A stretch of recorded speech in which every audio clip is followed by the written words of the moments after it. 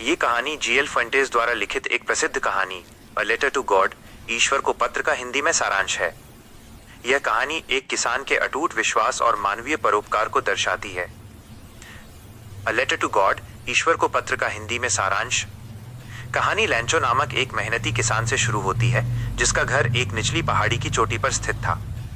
वो अपनी पूरी फसल को पकते हुए देख सकता था और उसे बस एक अच्छी बारिश की उम्मीद थी। फसल का विनाश। एक शाम, जैसा उसने सोचा था, वर्षा शुरू हुई, जिससे लैंचो बहुत खुश हुआ। लेकिन जल्द ही बारिश ने ओलों, हेलस्टॉर्म का रूप ले लिया। ये ओले इतनी तेजी से गिरे कि उन्होंने कुछ ही देर में उसकी पूरी फसल को बर्बाद कर दिया। लैंचो का मक्के और राजमा का खेत पूरी तरह से नष्ट हो गया।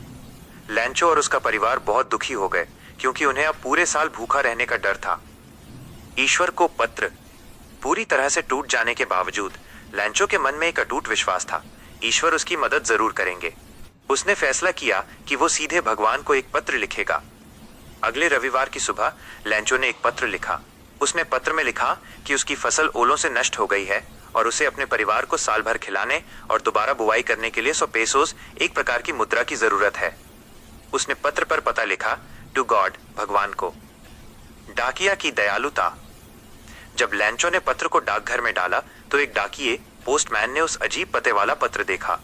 वह हंसते हुए अपने पोस्टमास्टर के पास गया और उसे वो पत्र दिखाया। पोस्टमास्टर एक मोटा और मिलनसार व्यक्ति था। वो भी पहले तो हंसा, लेकिन तुरंत ही गंभीर हो गया। वह लैंचो के ईश्वर में ऐसे गहरे विश्वास से बहुत प्रभावित हुआ।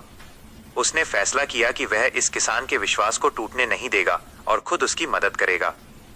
दान और गलती। पोस्टमास्टर ने अपने कर्मचारियों, दोस्तों से पैसे इकट्ठा किए और अपनी सैलरी का एक हिस्सा भी दिया।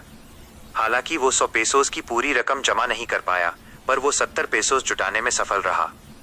उसने पैसे एक लिफाफे में डाले और उस पर गॉड, भगवान के हस्ताक्षर करके उसे लैंचो के पास भेज दिया। अगले रविवार को लैंचो ये जानने के लिए आया कि क्या उसके लिए कोई पत्र आया है। पोस्टमास्टर ने खुद उसे लिफाफा दिया। लैंचो की प्रतिक्रिया। लैंचो को पैसे देखकर बिल्कुल भी आश्चर्य नहीं हुआ। उसका विश्वास इतना मजबूत था। लेकिन जब उसने पैसे गिने तो वो नाराज हो गया। उसे यकीन था कि भगवान गलती नहीं कर सकते और न ही उसकी प्रार्थना को अस्वीकार कर सकते हैं। गुस्से में लैंचो ने एक और पत्र लिखा। उसने डाकघर के काउंटर से कागज और स्याही ली और दूसरा पत्र लिखना शुरू किया। दूसरा पत्र। दूसरे पत्र में लैंचो ने भगवान से शिकायत की कि उसे केवल 70 पेसोस ही मिले हैं। उसने लिखा कि उसे बाकी के 30 पेसोस की सख्त जरूरत है, लेकिन साथ ही उसने भगवान से एक अनुरोध किया, हे भगवान, बाकी के पैसे मुझे डाक से मत भेजना, क्योंकि डाकघर के कर्मचारी लुटेरों का झुंड, अ बंच ऑफ क्रुक्स हैं, जिन्होंने मेरे पैसे चुरा लिए हैं। पोस्टमास्टर और कर्मचारियों ने, जिन्होंने लैंचो की मदद करने के लिए खुद पैसे जमा किए थे, जब लैंचो का यह पत्र पढ़ा तो वे स्तब्ध रह गए। कहानी का सार। यह कहानी मानवीय विश्वास, फेथ और विडंबना, आयरनी के बीच का अंतर दिखाती है।